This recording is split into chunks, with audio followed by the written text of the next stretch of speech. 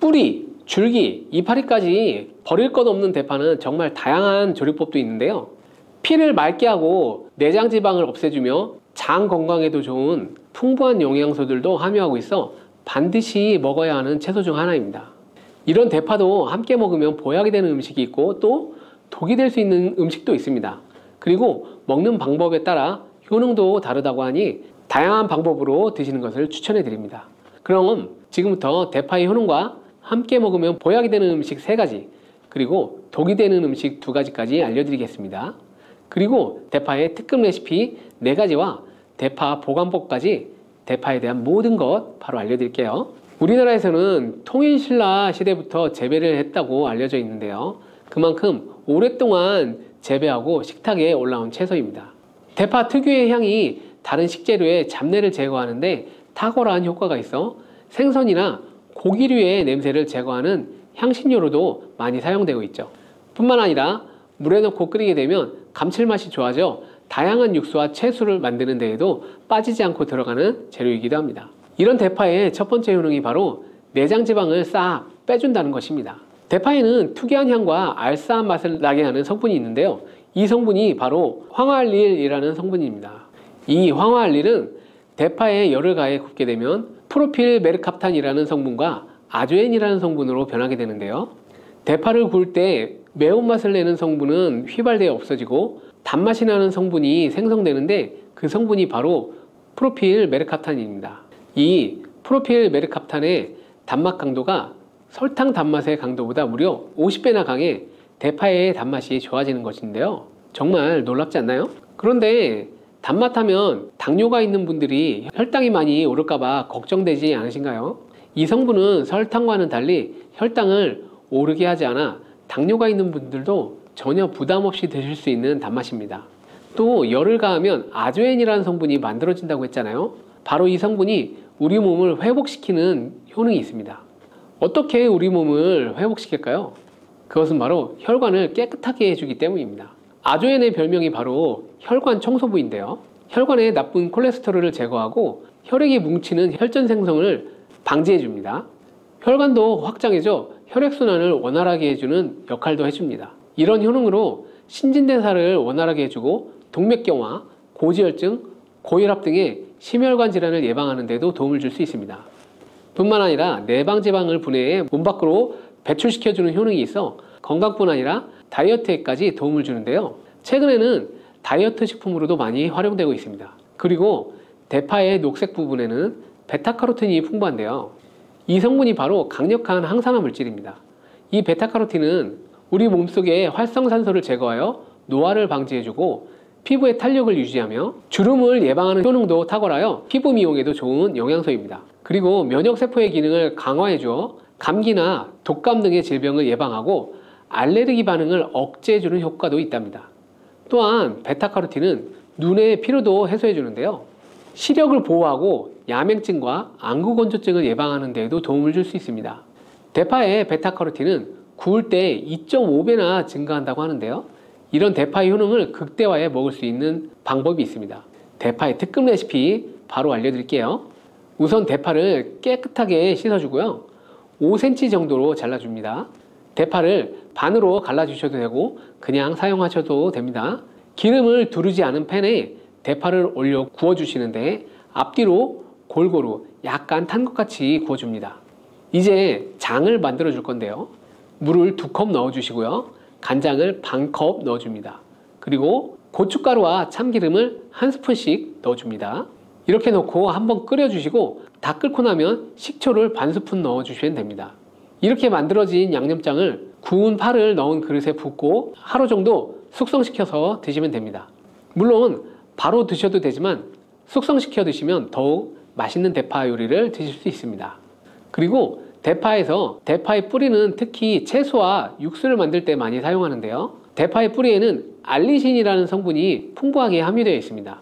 이 알리신은 우리 몸을 따뜻하게 열을 올려주는 역할을 하고 혈액순환을 원활하게 해주어 신경을 안정화시켜 주기도 하는데요. 이렇게 신경을 안정화시켜주는 효능으로 불면증도 완화해 주어 잘 때 머리맡에 두고 주무시는 분들도 계십니다.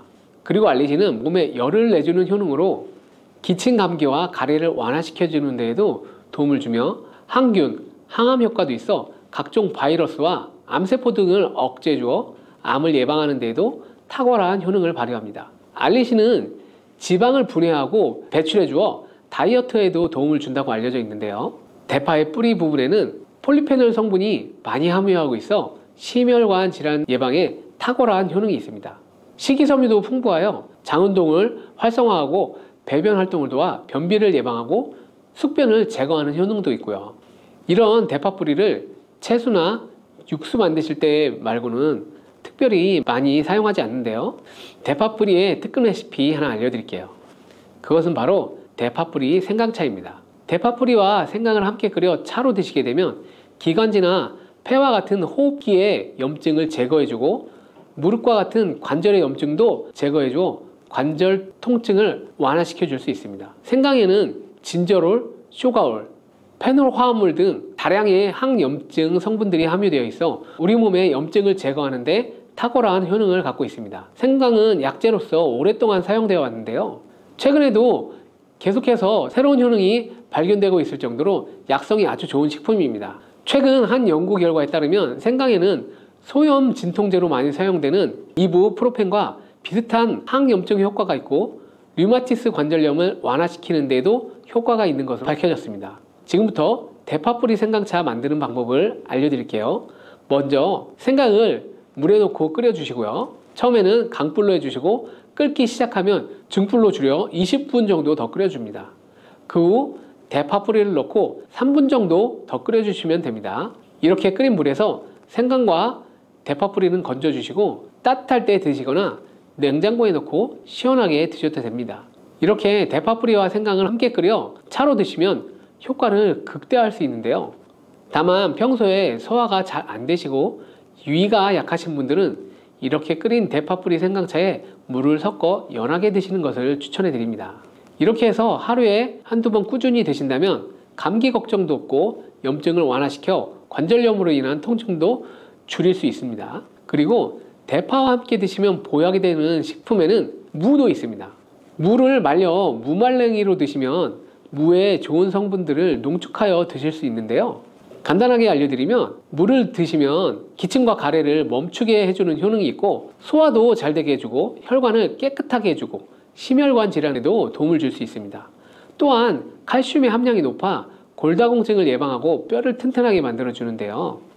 그리고 해독작용도 뛰어나고 혈당을 조절해 주어 당뇨를 예방하는 데도 도움을 줄 수 있습니다.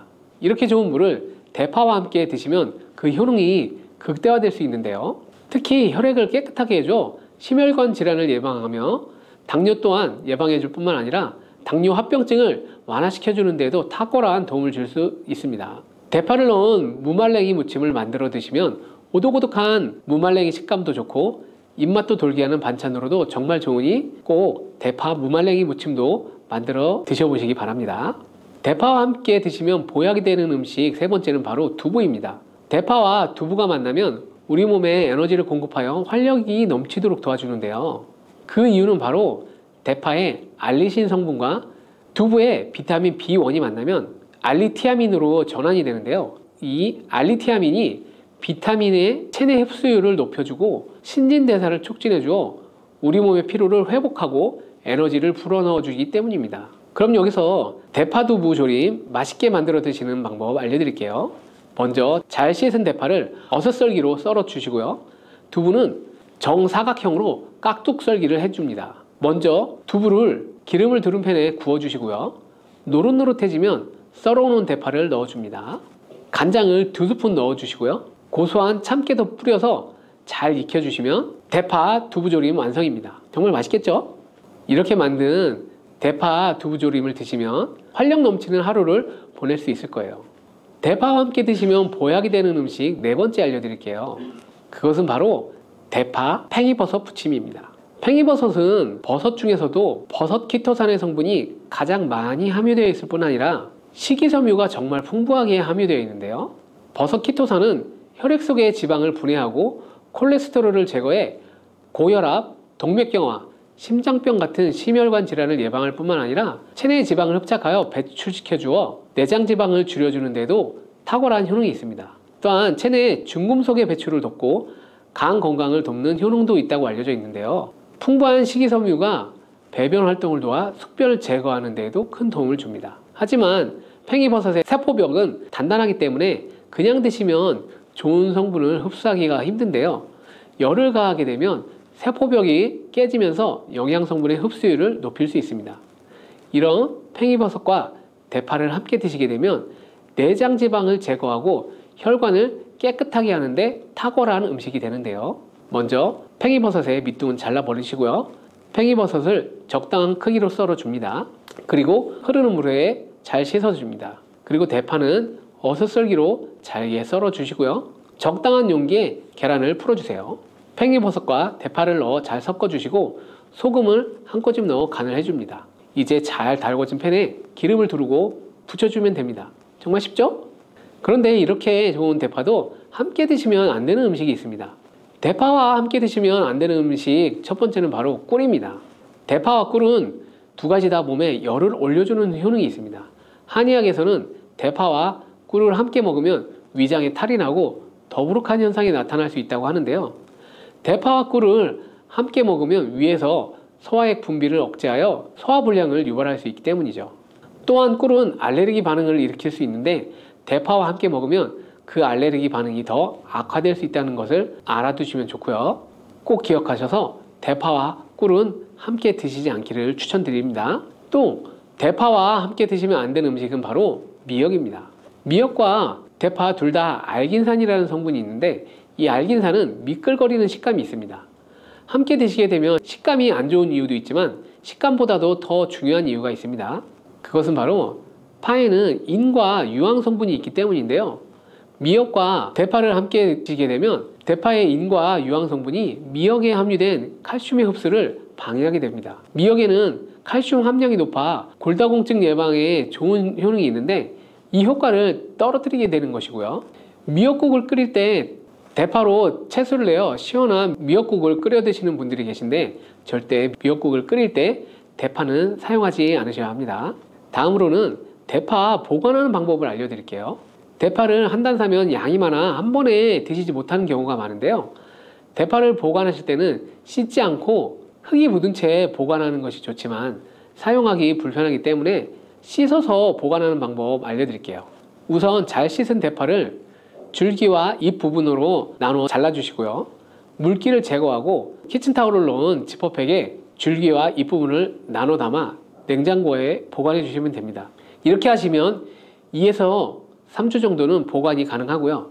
더 장기간 보관하시려면 냉동을 하시면 되는데 냉동 보관하시려면 대파를 사용하기 원하는 크기대로 잘라 지퍼백에 넣어 냉동 보관하시면 됩니다. 이렇게 하시면 냉동된 대파를 꺼내서 요리하실 때 바로 사용하실 수 있을 겁니다.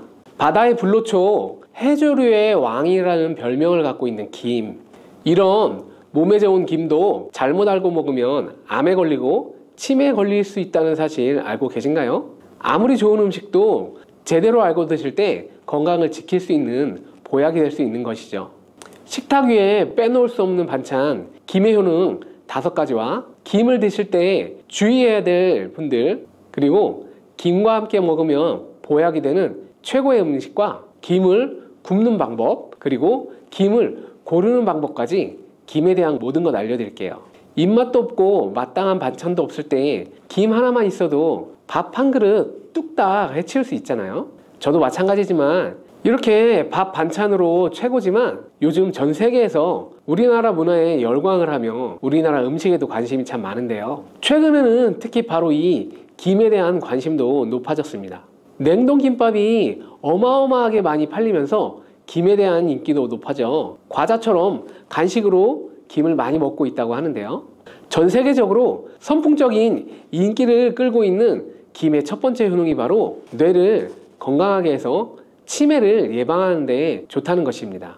김에는 뇌신경을 활성화시키는 비타민 B1과 비타민 B2가 풍부하게 들어있는데요. 이 비타민들이 뇌세포의 건강을 유지하고 신경 전달 물질을 생성하는 데 도움을 주어 기억력을 향상시키고 뇌를 계속해서 활성화시켜 줍니다.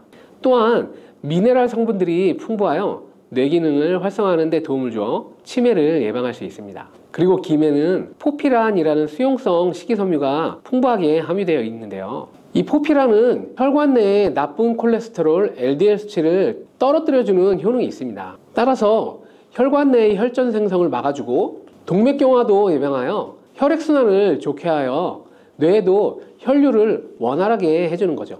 또 김에 함유되어 있는 알긴산이라는 성분이 있는데요. 이 알긴산도 콜레스테롤이 혈관에 쌓이는 것을 방지하고 몸 밖으로 배출시켜주는 역할을 해줍니다. 국립부경대학교 연구팀의 연구 결과에 따르면 알긴산은 혈관 내의 중금속과 노폐물을 흡착하여 제거하고 혈액 속 중성지방 및 콜레스테롤을 억제하여 피를 맑게 하고 성인병 예방에 놀라운 기능을 한다고 보고하고 있습니다. 이러한 성분들의 효능으로 뇌에 필요한 영양분을 충분히 공급하고 노폐물을 빨리빨리 배출할 수 있게 되어 머리도 맑아지고 뇌신경을 튼튼하게 해주는 것이죠. 이런 김과 계란을 함께 드시면 엄청난 시너지 효과를 누릴 수 있는데요. 계란에는 비타민 B12와 콜린이라는 성분이 풍부한데 이 성분들이 뇌신경을 활성화하는 데 큰 도움을 줄 수 있습니다. 그 이유를 살펴보면 콜린은 뇌의 신경 시스템에서 중요한 역할을 하는 아세틸콜린이라는 물질의 주성분인데, 아세틸콜린은 신경 전달 물질로 뇌세포 사이에 정보를 전달하는 역할을 해줍니다. 바로 이 콜린이 충분히 공급되어야 기억력, 학습 능력, 그리고 인지 능력을 유지할 수 있습니다. 이뿐만 아니라 김은 계란에 부족한 비타민 C를 보충해주고 계란은 김에 부족한 비타민 D를 보충해줘 서로가 정말 잘 어울리는 식품이 되는 것이죠. 계란과 김이 만나면 정말 뇌 기능에 필요한 보약이나 다름이 없는 것이죠. 김의 두 번째 효능은 식물성 단백질 공급원의 최고봉이라는 것입니다. 김에 함유된 단백질의 양은 소고기보다 훨씬 더 많은데요. 소고기가 단백질이 풍부하다고 알고 계시잖아요. 소고기 100g당 단백질의 함량은 20g이고요. 김 100g당 단백질의 함량은 약 30g입니다. 소고기보다 김에 단백질이 많이 들어있다니 놀랍지 않나요? 마른 김 5장에는 계란 1개에 함유된 단백질의 양이 들어있다고 합니다. 그런데 이 단백질에 식물성 단백질과 동물성 단백질이잖아요. 이 둘을 함께 먹을 때 더욱 흡수가 잘 되어 건강에 많은 도움을 줄 수 있는데요. 김과 계란을 함께 먹을 수 있는 정말 좋은 방법 알려드릴게요. 김 계란말이는 많이들 해 드시잖아요. 반찬으로 먹기 편하고 맛도 좋아 많이 드시게 되는데요. 그것 말고 계란 김전을 알려드릴게요. 먼저 김을 먹기 좋은 크기로 잘라주시고요. 한쪽에 놓아줍니다. 적당한 용기에 계란을 깨주시고요. 소금 한 꼬집으로 약간 간을 해줍니다. 다음에 계란을 풀어줍니다. 이제 김을 2장씩 포개어 계란물을 앞뒤로 잘 묻혀준 다음 기름을 두른 팬에 붙여주면 됩니다. 정말 쉽죠? 이렇게 김과 계란을 드시면 맛도 좋고 건강도 챙길 수 있는 밥상 위에 보약이 된답니다. 세 번째 김의 효는 항산화 작용입니다. 몸 안에 활성산소가 많아지게 되면 활성산소가 세포를 공격하여 노화시킬 뿐만 아니라 암세포로 변이시켜 암을 발생시키기도 하는데요. 김에는 이런 활성산소를 제거해 줄 수 있는 강력한 항산화 물질인 베타카로틴이 풍부하게 함유되어 있습니다. 대표적인 강력한 항산화 물질인 베타카로틴은 당근에 많이 함유되어 있다고 알고 있잖아요. 당근보다 김에 이 베타카로틴이 더 많이 함유되어 있는데요. 당근 100g에는 5516mg이 함유되어 있고 김 100g에는 무려 22,500mg이나 함유되어 있습니다. 당근보다 4배 정도 많은 베타카로틴이 함유되어 있는 것이죠. 놀랍지 않나요? 오늘 놀랄 일이 참 많은 것 같은데요. 이 베타카로틴은 우리 몸속에서 비타민 A로 전환이 됩니다. 비타민 A 하면 무엇이 생각나나요? 생각하고 계신 건 맞습니다. 바로 이 눈이죠. 비타민 A는 이 시력을 보호하고 야맹증을 예방하는 데 도움을 줄 수 있습니다. 또한 김에 단백질이 많이 함유되어 있다고 했잖아요. 이 단백질이 비타민 A와 만나면 로뎁신이라는 성분이 생성되는데요. 로뎁신이 시력을 보호하고 야맹증을 예방하는 역할을 해줍니다. 당근이 눈 건강에 좋다고 많이 알고 계시는데 당근보다도 김에 더 많이 함유되어 있다는 사실 꼭 기억하시기 바랍니다. 네 번째 김의 효능은 바로 골다공증 예방에 도움을 준다는 것입니다. 김에는 칼슘이 풍부하게 함유되어 있는데요. 칼슘 하면 떠오르는 식품이 있죠. 바로 우유인데요. 우유 100g에는 칼슘이 110mg이 함유되어 있고 김 100g에는 칼슘이 490mg이나 함유되어 있습니다. 김에는 우유보다 무려 4배나 많은 칼슘이 함유되어 있는 것이죠. 나이가 들면서 특히 여성분들이 골다공증 발병률이 높아 힘든 경우가 많으신데요. 저희 어머니도 골밀도가 낮아져 병원에서 처방을 받아 약을 드시고 계시더라고요. 주변에도 중년의 나이를 넘어서고 계신 분들 중에 골다공증으로 약을 드시는 분들이 많은데요. 우리나라 사람들의 부족한 영양소가 바로 칼슘이라서 이런 현상이 나타나는 것입니다. 칼슘이 부족하면 뼈가 약해지고 점점 골밀도가 낮아져 골다공증이 발병하게 되는 것인데요. 이 김에 함유된 칼슘은 특히 우리 몸에 흡수가 잘 되어 정말 많은 도움을 줄 수 있는 것이죠. 우유보다 4배나 많은 칼슘을 가지고 있는 김을 평소에 충분히 드신다면 골다공증 예방에도 많은 도움을 받을 수 있습니다. 김을 드실 때도 먹는 방법을 알고 드시는 게 좋겠죠. 김의 영양소를 잘 흡수할 수 있도록 먹는 방법이 있는데요. 김을 구울 때 어떻게 하시나요? 보통 기름을 김에 바르고 불에 김을 구워 드시잖아요. 그렇게 하시면 안 되고요. 마른 김을 아무것도 바르지 않은 채 달궈진 팬에 앞뒤로 5초씩 살짝 구워준 다음에 들기름을 발라 드시면 됩니다. 김에 열을 가하게 되면 김에 함유된 영양소들이 체내의 흡수율이 높아지게 되는데요. 들기름을 굽기 전에 바르지 않고 구운 후에 바르는 이유는 들기름이 열에 약해서 들기름을 바른 채 굽게 되면 들기름이 산패되어 오히려 건강을 해칠 수 있기 때문입니다. 열을 가하지 않은 들기름을 바르면 들기름의 불포화 지방산이 또 혈관을 깨끗하게 해줘서 더욱 건강한 식사를 할 수 있습니다. 5번째 김의 효능은 당뇨를 완화시키는 데 도움을 준다는 것입니다. 당뇨가 있는 분들은 비타민 B12가 결핍되어 있는 분들이 많은데요. 김에 바로 이 비타민 B12가 풍부하게 함유되어 있어 당뇨를 완화시키는 데 도움이 되는데요. 2017년 한국식품과학회지에 실려있는 연구에서 당뇨 환자들이 김을 섭취하면 혈당 수치를 낮추는 데 도움이 된다고 보고했습니다. 이는 김에 함유된 비타민 B12 때문이라고 밝혔습니다. 당뇨 환자는 비타민 B12가 결핍되기 쉬운데요. 그 이유로는 비타민 B12는 고기에 보통 많이 함유되어 있는데 당뇨 환자의 식단은 채식인 경우가 많아서 비타민 B12를 섭취할 수 있는 기회가 적어지기 때문입니다. 또한 당뇨 환자에게 처방되는 메트포르민 계열의 성분들의 약물이 비타민 B12의 흡수를 방해해 비타민 B12가 결핍될 가능성은 더욱 높아집니다. 당뇨 환자들은 고혈당으로 인해 신경이 많이 손상이 되는데요. 이 때문에 손발 끝이 저리거나 통증이 오는 신경합병증이 발생하게 됩니다. 이런 증상들을 완화시키고 신경이 손상되지 않도록 보호하는 역할을 비타민 B12가 해주는 것이죠. 이런 이유로 당뇨 환자는 비타민 B12의 섭취를 신경 써서 해주는 것이 좋지만 말씀드린 대로 육류 식단은 또 당뇨 환자의 식단에 잘 들어가 있지 않아요. 그래서 비타민 B12가 풍부한 김을 섭취하시는 것이 당뇨 환자에게 정말 좋은 대안이 되는 것입니다. 비타민 B12의 하루 권장 섭취량은 2.4 마이크로그램인데요. 이는 자르지 않은 김 한 장만 섭취해도 충분히 섭취할 수 있는 양입니다.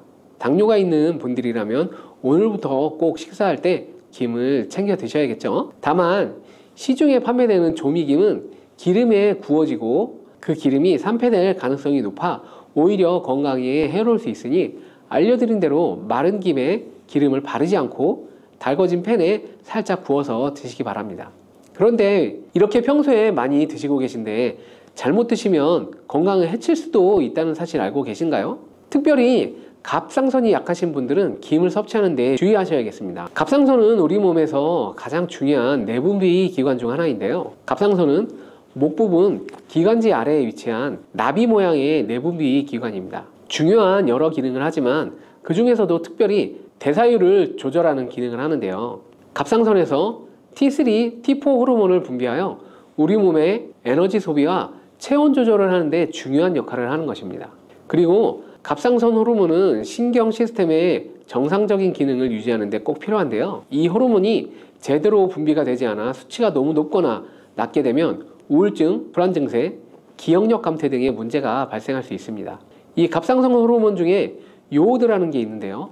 김에 이 요오드가 풍부하게 함유되어 있습니다. 요오드가 부족하면 체중이 늘어나고 탈모가 생길 수 있으며 만성 피로 때문에 힘들어질 수 있습니다. 세계보건기구에서는 요오드가 부족하면 뇌세포가 손상되고 치매가 발생할 수도 있다고 보고하고 있습니다. 이렇게 중요한 요오드, 김에 풍부하니 먹어야 되는 거 아닌가? 이렇게 생각하고 계시죠? 맞는 말씀이긴 하지만 바로 예외가 있습니다. 갑상선이 약하신 분들은 김 섭취에 주의해야 된다고 했잖아요. 갑상선 저하증이나 항진증이 있는 분들이 김을 많이 드시게 되면 오히려 건강을 해칠 수 있습니다. 건강하신 분들은 김을 많이 드셔도 호르몬 조절이 되어 문제가 없지만 갑상선에 문제가 있어 호르몬 조절이 잘 안 되시는 분들은 이 요오드의 수치가 높아지게 되면 체내에 활성산소가 증가하여 염증을 일으키고 갑상선염을 유발하여 심해지면 갑상선 암으로 발전시킬 수도 있습니다. 우리 한국인의 식단에는 이미 요오드의 함량이 높기 때문에 김을 조금만 드셔도 요오드의 수치가 금방 높아질 수 있습니다. 따라서 갑상선에 문제가 있는 분들은 김을 드실 때 주의하셔야 하는 것입니다. 그렇다고 요오드가 풍부한 해조류와 같은 음식을 아예 드시지 말라고 말씀드리는 것이 아니라 과량 섭취만을 주의하시고 적당량은 드셔도 괜찮습니다. 그렇다면 갑상선에 문제가 있는 분들이 김을 드실 때 해결 방법이 없을까요? 있습니다. 그것은 바로 마늘과 함께 드시는 것입니다. 대표적인 강력한 항암식품이 마늘이잖아요. 마늘에는 셀레늄이라는 성분이 풍부합니다. 이 셀레늄은 다량의 요오드로 인해 발생되는 활성산소로부터 갑상선을 보호하는 역할을 하게 되는 것인데요. 그래서 건강기능식품 기능성 원료로서 유해산소로부터 세포를 보호하는 효능을 가지고 있어 우리나라 식약처에서도 인정을 해주고 있습니다. 그래서 갑상선 호르몬의 생산을 도와 갑상선에 문제가 있는 분들이 드시면 호르몬의 문제를 해결하는 데 도움이 되는 것이죠. 또한 김에 함유된 알긴산이라는 성분이 콜레스테롤이 혈관에 쌓이는 것을 방지하고 몸 밖으로 배출시켜주는 역할을 한다고 알려드렸는데 바로 이 마늘과 함께 드시면 이 효능이 배가 되어서 혈관에 혈전이 생기는 것을 막아주어 혈관 건강에 최고인 보약이 되는 것입니다. 이렇게 좋은 김 아무거나 드시지 마시고요. 좋은 김 고르는 방법도 알려드릴게요. 좋은 김은 검붉은 색을 띠며 살짝 반짝이는 윤기가 있고 냄새 없이 담백한 맛이 납니다. 그리고 구웠을 때 녹색빛이 선명하게 나타나고 물에 불렸을 때는 잘 녹고 김을 담궜던 물이 맑을수록 좋은 김이라고 할 수 있습니다. 봄철 우리 주변에서 쉽게 볼 수 있는 작지만 강력한 건강 식재료인 돌나물 좋아하시는 분들 많으신가요? 아마 나물 무침이나 쌈채소로 한 번쯤 드셔보셨을 거예요. 그런데 이 돌나물이 단순한 채소가 아니라 우리 몸에 아주 좋은 효능을 가지고 있다는 사실 알고 계신가요? 돌나물의 다양한 효능에 대해서 자세히 알아보고 건강에 어떻게 도움을 줄 수 있는지 함께 살펴볼게요. 돌나물은 돌틈에서 잘 자라는 강력한 생명력을 가진 식물인데요. 돌 위에서도 자란다고 해서 돌나물이라는 이름이 붙여졌다고 하죠. 보통 산이나 들 또는 바닷가 근처에서도 쉽게 볼 수 있는데요. 요즘은 가정에서도 화분에 심어 키우는 분들이 많답니다. 돌나물은 약간 신맛이 나면서도 아삭한 식감을 가지고 있어 입맛을 돋우는 데 아주 좋은데요. 주로 생으로 먹거나 무침, 국 또는 나물 반찬으로 활용되곤 하죠. 하지만 맛뿐만 아니라 건강에도 아주 좋은 유익한 성분들이 가득 들어있다는 점에 정말 놀라운 식재료인데요. 돌나물의 대표적인 효능을 하나씩 알아보겠습니다. 첫 번째 돌나물의 효능은 바로 해독작용입니다. 요즘 환경오염이나 가공식품 섭취 등으로 인해 우리 몸속에 다양한 독소가 쌓이게 되는데요. 몸속 독소가 많아지면 피로가 쉽게 쌓이고 피부 트러블도 자주 생기고 면역력도 약해질 수 있습니다. 그런데 돌나물에는 다양한 독소를 제거하는 데 도움을 주는 성분들이 풍부하게 들어있다는 사실 알고 계신가요? 특히 돌나물에는 사포닌과 플라보노이드 성분이 들어있어 강력한 해독작용을 하는데요. 사포닌이라는 성분 들어보신 분 계신가요? 홍삼에 들어가 있는 성분 중에 하나인 사포닌은 체내에 쌓인 노폐물과 독소를 배출하는 데 도움을 주는데요. 이 돌나물에도 사포닌이 들어있답니다. 뿐만 아니라 플라보노이드는 항산화 작용을 하여 세포 손상을 막아주고 덕분에 간 건강을 보호하고 몸속 불필요한 물질들을 배출하는 데 효과적이랍니다. 또 돌나물은 수분이 많고 이뇨작용을 도와주기 때문에 신장의 기능을 원활하게 하는데요. 덕분에 몸속에 불필요한 수분과 노폐물이 빠르게 배출될 수 있도록 돕는 것이죠. 만약 몸이 자주 붓거나 몸이 무겁다고 느껴지는 분은 돌나물을 식단에 추가해 보시는 것이 좋은 방법입니다. 아삭아삭 돌나물의 놀라운 효능 두 번째는 갱년기 증상 완화입니다. 갱년기는 여성뿐만 아니라 남성에게도 찾아온다는 사실 알고 계신가요? 호르몬의 변화로 인해서 다양한 신체적, 정신적 증상이 나타나게 되는 것이죠. 대표적으로는 안면 홍조, 불면증, 우울감, 피로감 등이 있을 수 있고, 이럴 때 자연적인 방법으로 증상을 완화시킬 수 있는 식품을 찾는 분들이 많은데요. 돌나물이 이런 갱년기 증상을 완화하는 데도 효과적입니다. 돌나물에는 칼슘, 마그네슘, 비타민C 등 우리 몸에 꼭 필요한 미네랄과 비타민이 풍부하게 들어있는데요. 특히 칼슘과 마그네슘은 신경을 안정시키고 불안감을 줄여주는 데 도움을 줍니다. 덕분에 갱년기 증상으로 인해 심리적으로 불안하거나 감정 기복이 심할 때 돌나물을 섭취하면 도움이 될 수 있는 것이죠. 또한 돌나물은 에스트로겐과 유사한 작용을 하는 성분을 함유하고 있는데요.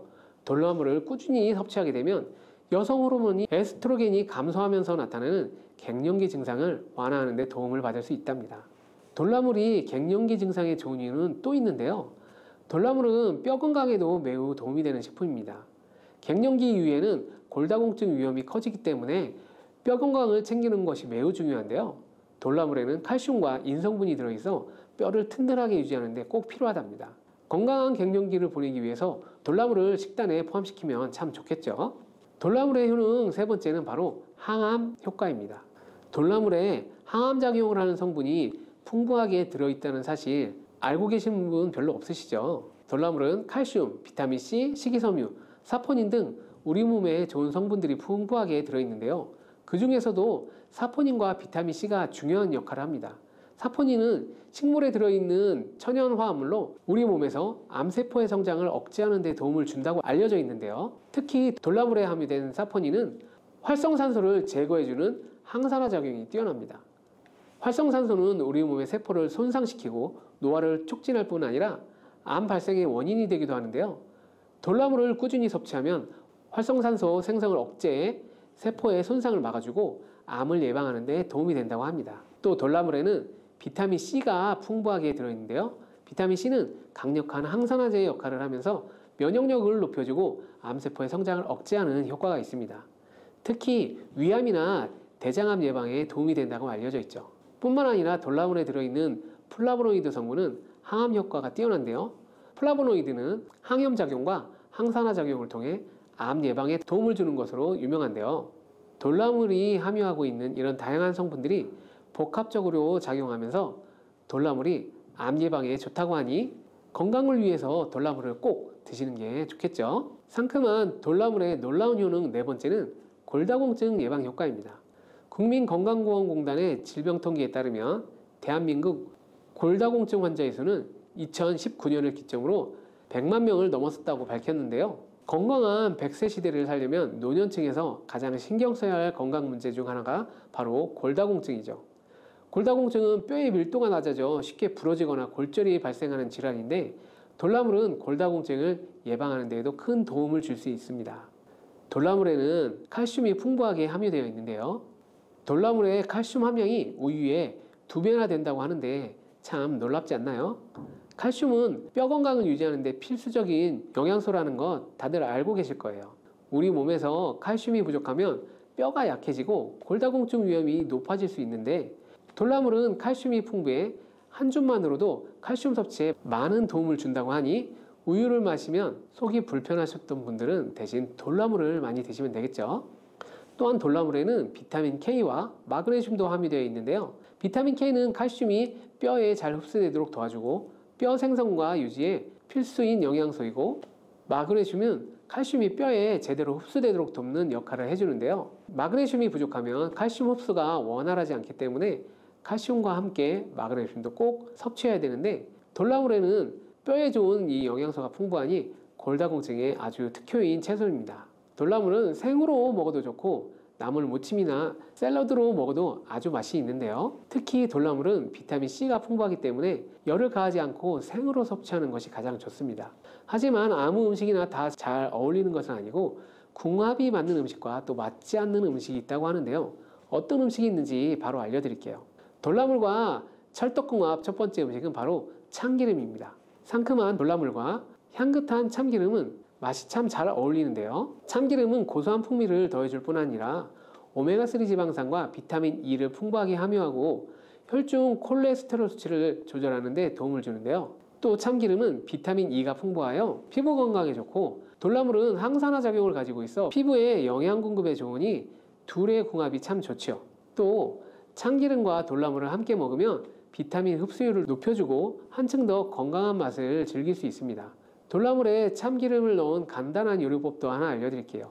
재료는 돌나물 1줌, 다진 마늘 2분의 1 작은술, 간장 1 작은술, 참기름 1큰술, 깨소금 약간입니다. 먼저 돌나물을 깨끗이 씻어 물기를 제거한 뒤 볼에 돌나물을 넣고 다진 마늘, 간장, 참기름을 넣어 조물조물 묻혀줍니다. 마지막으로 깨소금을 뿌리면 완성되는데요. 정말 간단하면서도 고소한 풍미가 살아있는 건강한 반찬이 됩니다. 밥과 함께 먹으면 입맛을 돋워주는 좋은 메뉴니 꼭 한번 시도해보세요. 돌나물과 환상의 짝꿍을 자랑하는 두 번째 음식은 바로 표고버섯입니다.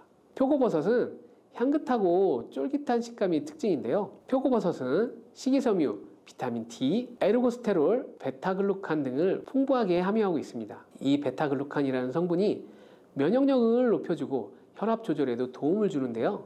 돌나물에는 비타민 C가 풍부하게 함유되어 있는데, 비타민 C는 면역체계 강화에 좋은 성분으로 유명하죠. 이 둘을 함께 섭취하면 시너지 효과가 일어나는데요. 면역력은 물론 골다공증 예방에도 좋다고 하니 꼭 한번 같이 요리해 보시면 좋겠죠. 제가 추천하는 요리는 돌나물 표고버섯 샐러드인데요. 재료부터 방법까지 모두 알려드릴게요. 재료는 돌나물 1줌, 표고버섯 4, 5개, 양파 4분의 1개, 방울토마토 5개, 올리브유 1큰술, 간장 1큰술, 식초 1큰술, 꿀 작은술입니다. 만드는 방법도 참 간단한데요. 표고버섯은 기둥을 제거한 뒤에 얇게 썰어 팬에 살짝 볶아줍니다. 돌나물은 깨끗이 씻어 물기를 제거해주고, 양파는 채를 썰어 찬물에 담가 매운맛을 빼줍니다. 방울토마토는 반으로 자른 뒤에 볼에 모든 재료를 넣고 참기름, 간장, 식초, 꿀을 넣어 가볍게 버무려주면 완성이 됩니다. 표고버섯의 감칠맛과 돌나물의 상큼함, 채소의 아삭함이 한데 어우러져 정말 맛이 좋은데요. 혈관을 건강하게 하고 면역력도 높여주는데 최고의 샐러드가 된답니다. 이렇게 돌나물과 궁합이 좋은 식재료를 알아봤는데요. 함께 먹으면 독이 되는 음식도 있습니다. 바로 알려드릴게요. 그것은 바로 레몬입니다. 레몬은 비타민 C가 풍부하고 상큼한 맛이 있어 건강에 좋은 과일이죠. 하지만 돌나물과 함께 먹을 경우에는 오히려 건강을 해칠 수 있다는 사실 모르셨죠? 이유는 돌나물과 레몬 모두 강한 산성을 띠고 있기 때문인데요. 돌나물 자체에도 약간의 신맛이 나지만 레몬을 함께 섭취하면 그 산도가 더욱 높아져 위장에 부담을 줄 수 있습니다. 특히 위가 약하신 분이나 속쓰림을 자주 경험하시는 분들이 있다면 돌나물과 레몬을 같이 섭취하시는 것은 피하는 것이 좋겠습니다. 돌나물을 드실 때 피해야 하는 건 레몬뿐만이 아닌데요. 맛있다고 돌나물을 과다하게 섭취하는 것도 건강에 위험할 수 있습니다. 봄철 돌나물의 아삭한 식감이 좋아 과하게 섭취하는 분들이 계신데요. 돌나물에 옥살산이라는 성분이 함유되어 있어 너무 많이 먹게 되면 신장에 부담을 줄 수 있습니다. 특히 신장이 약하거나 신장 결석이 있는 분들은 돌나물을 섭취할 때 너무 많이 드시지 않도록 주의해 주세요. 또한 돌나물을 요리하기 전에 세척도 꼼꼼하게 해야 되는데요. 돌나물은 보통 야외에서 자연스럽게 자라는 식물이기 때문에 흙이나 미세먼지가 묻어 있을 가능성이 높습니다. 그래서 섭취하기 전에 깨끗한 물에 여러 번 씻어주는 것이 아주 중요합니다. 특히 농약이나 오염물질이 걱정되는 경우라면 식초물에 5에서 10분 정도 담가뒀다가 헹궈주면 그냥 물로 세척하는 것보다 더욱 안전하게 드실 수 있으니 씻을 때 식초물에 담궈 씻는 법 잊지 말아주세요. 쌉쌀한 맛과 향긋한 봄향이 나는 두릅은 당뇨 예방, 혈관 청소, 염증 제거, 면역력 증진, 항암작용, 관절염 방지 등 우리 몸에 좋은 효능이 정말 많은데요. 그런데 두릅에 대해 10명 중 9명은 이걸 잘 모르더라고요. 바로 두릅을 먹는 방법에 따라 두릅에 있는 영양 성분을 거의 흡수하지 못할 수도 있고 오히려 건강을 해칠 수도 있다는 거예요. 두릅의 효능, 그리고 효능을 극대화시키는 방법, 그리고 두릅과 함께 먹으면 좋은 음식, 두릅 요리의 특급 조리법, 두릅 먹을 때 주의할 점까지 두릅에 대한 모든 것 알아볼게요. 봄나물을 대표하는 두릅은 특유의 쌉싸름한 맛과 향이 있어 인기 만점인 채소인데요. 두릅은 빠르게 3월부터 채취를 시작하여 5월까지가 제철이고 이때 맛과 향이 가장 뛰어난 것으로 알려져 있습니다. 두릅의 종류에는 참두릅, 땅두릅, 개두릅이 있는데요. 참두릅은 두릅나무에 달리는 새순을 채취한 것이고 가장 많이 판매되고 있는 두릅입니다. 땅두릅은 나무두릅과 달리 땅에서 난다고 하여 땅두릅인데요. 한방에서는 독활이라고 부르며 감기, 두통, 관절염 등의 약으로 사용되기도 합니다. 개두릅은 엄나무의 새순이며 참두릅보다 맛이 떨어지고 새순이 붉은빛이 돌고 참두릅과 달리 새순에도 가시가 있는 것이 특징입니다. 이런 두릅은 맛과 향이 뛰어날 뿐만 아니라 영양 성분도 풍부하여 건강에 아주 좋은데요. 두릅에는 비타민 A, 비타민 K, 그리고 대표적인 항산화 물질인 베타카로틴이 풍부할 뿐 아니라 비타민 A는 면역력을 향상하고 항산화 및 항염 효과가 뛰어납니다. 비타민 A는 피부와 점막을 건강하게 유지시켜 외부로부터 세균과 바이러스의 침입을 방어하는 첫 번째 장벽 역할을 하며 면역세포의 기능을 활성화시켜 주어 우리 몸이 세균, 바이러스와 싸울 수 있도록 도와주는 역할을 합니다. 또한 활성산소를 제거하는 항산화 작용으로 몸의 노화를 방지하고 다양한 질병의 발생 위험을 줄여주는 효능이 있습니다. 두릅에 풍부한 비타민 K는 뼈를 튼튼하게 하고 혈관을 건강하게 하는 데 도움을 주는데요. 비타민 K는 칼슘의 흡수를 돕고 뼈에서 칼슘이 빠져나가는 것을 방지하여 뼈의 밀도를 높여주고 골다공증과 같은 뼈질환을 예방합니다. 또한 혈관 내 염증을 억제하고 칼슘이 혈관에 침착되는 것을 억제하여 동맥경화, 고혈압, 심장병 등의 심혈관 질환을 예방하는 데에도 도움을 주는 것으로 알려져 있습니다. 다만 비타민 A, 비타민 K 등은 지용성인 성분으로 그냥 물에 데쳐서 섭취할 경우엔 흡수율이 10%도 되지 않는다고 하는데요. 왜냐하면 지용성 성분은 물에는 잘 녹지 않고 기름에 잘 녹는 성분이기 때문입니다. 그래서 두릅을 물에 살짝 데친 후에 기름에 조리해서 섭취하면 흡수율이 최대 8배까지 높아질 수 있는 거죠. 그런데 기름도 아무 기름이나 사용하면 오히려 건강을 해칠 수 있는데요. 올리브유 또는 들기름과 같이 오메가3 지방산이 풍부한 기름을 사용하는 것이 좋습니다. 오메가3 지방산이 풍부한 기름과 두릅의 지용성 영양 성분이 만나 효과가 폭발할 수 있는 거예요. 그러니까 두릅은 반드시 기름에 볶아서 드시는 게 좋겠죠. 그런데 기름에 볶은 두릅하고 같이 먹으면 맛도 좋고 보약이 되는 음식이 있다고 하면 어떻게 하시겠어요? 당연히 같이 요리해 드시는 게 좋겠죠. 첫 번째가 바로 소고기입니다. 두릅과 소고기는 최고의 음식 궁합으로 영양학자들이 손꼽는 조합인데요. 소고기의 불포화 지방산이 두릅의 풍부한 비타민과 철분, 마그네슘 등의 무기질을 흡수하는 데 도움을 주고 두릅의 부족한 단백질을 소고기가 보충해 줍니다. 소고기에는 단백질이 풍부한 장점도 있지만 콜레스테롤이 많아 혈관 건강에 안 좋은 단점이 있는데요. 쌉쌀한 맛을 내는 두릅의 사포닌 성분이 유해 콜레스테롤을 녹여 배출시켜주는 역할을 하여 소고기의 단점을 보완해 줍니다. 또한 사포닌은 포도당의 생성을 억제하여 혈당을 낮춰줄 뿐 아니라 인슐린 분비를 활성화시켜주어 당뇨를 예방하는 데에도 탁월한 효능이 있습니다.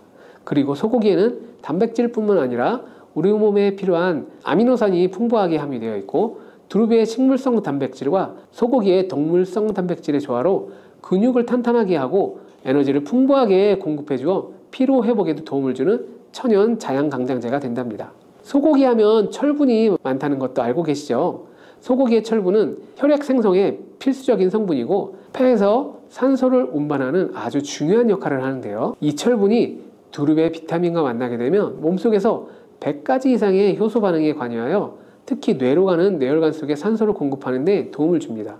이 효능으로 기억력 향상과 인지 능력을 향상시키고 치매 예방과 뇌 건강에 탁월한 효능을 발휘하게 되는 것입니다. 소고기와 두릅의 특급 레시피 하나 알려드릴게요.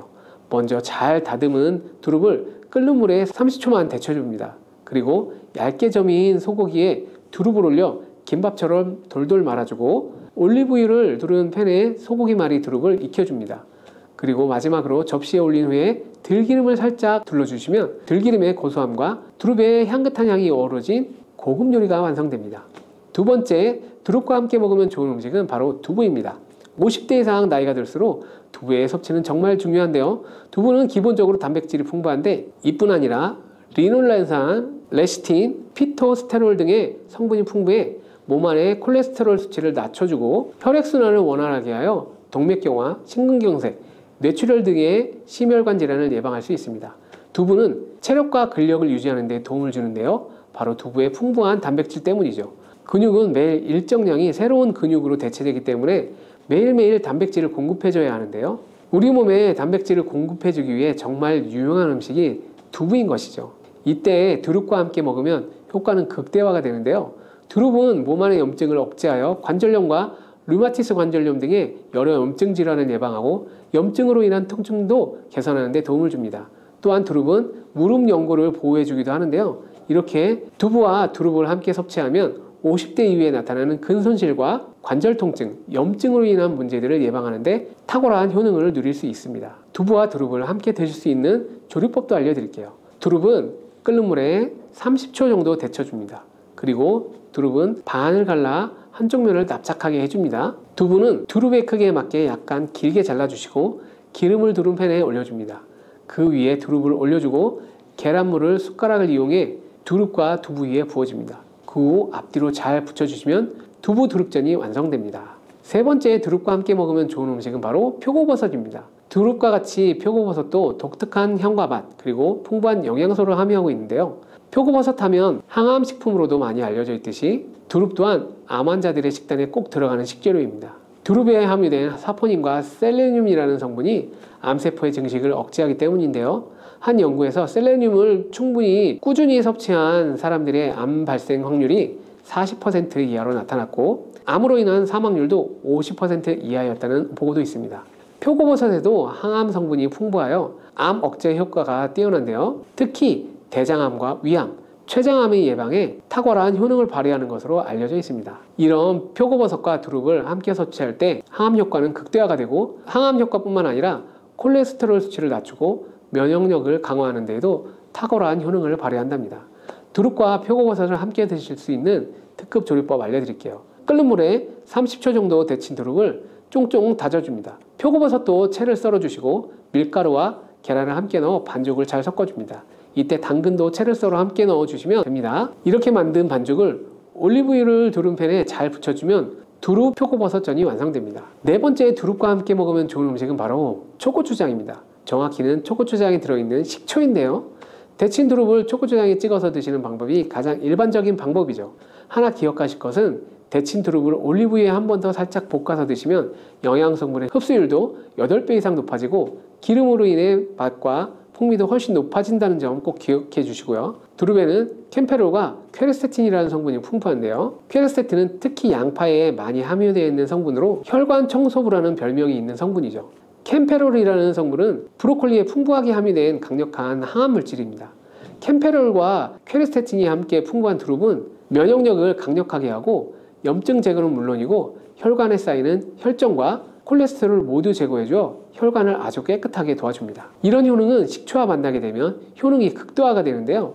식초의 산성이 두릅의 항산화 효능을 끌어올려주고 노폐물을 배출하는 데 탁월한 효능을 발휘하게 됩니다. 또한 두릅의 항산화 성분인 각종 비타민, 식초가 만나 뇌세포의 활성을 도와주고 뇌혈관을 깨끗하게 해주어 뇌신경을 건강하게 해줍니다. 그렇다면 두릅은 맛과 영양이 좋으니 그냥 마음대로 먹어도 될까요? 절대 그렇지 않고요. 두릅도 먹을 때 주의할 점이 있습니다. 첫 번째는 절대 생으로 드시면 안 된다는 것입니다. 두릅은 어린 새순을 채취하여 섭취하기 때문에 부드러운 식감과 향긋한 향이 좋아 생으로 드시는 분들이 계신데 두릅의 줄기에는 독성이 있어서 생으로 드시면 식중독으로 유발할 수 있고 소화기관에 탈이 날 수 있습니다. 그리고 새순보다 조금 많이 자라 채취 시기를 지나 크게 자라게 되면 뻣뻣한 줄기는 독성이 10배 이상 강해지기 때문에 절대 섭취하면 안 됩니다.